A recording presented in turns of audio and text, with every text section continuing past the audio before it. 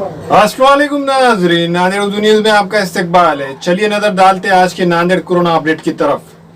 Civil surgeon Nanded ने corona virus का update जारी किया है, जिसमें बताया गया है कि गुज़िश्ता 24 घंटों के दौरान जिले नांदेड़ के मुख्तलिफ अस्पतालों में जेर इलाज कोरोना पॉजिटिव मरीजों में से 202 मरीज सेहतमंद हो गए हैं और इन्हें डिस्चार्ज कर दिया गया है।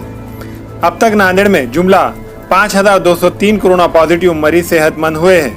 सेहतमंद होने वाले मरीजों का फीसद करीब 66 है। इस तरह गुज़िश्ता 24 घंटों के दौरान जिले नांदेड़ में जेर इलाज कोरोना पॉजिटिव मरीजों में से 6 मरीज मौत का शिकार हो चुके हैं। अब तक जुमला 257 मरीजों की मौत हो चुकी है। गुज़िश्ता 24 घंटों के दौरान 1381 जांच रिपोर्ट मिली है। इनमें 966 रिपोर्ट निगेटिव और 362 रिपोर्ट पॉजिटिव है।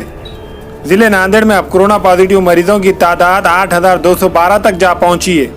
शहर नांदेड़ में जुमला 166 पॉजिटिव मरीज पाए गए हैं, जबकि नांदेड़ ग्रामीण इलाके में 26 पॉजिटिव मरीज पाए गए हैं। बाकी मरीजों का ताल्लुकों से है।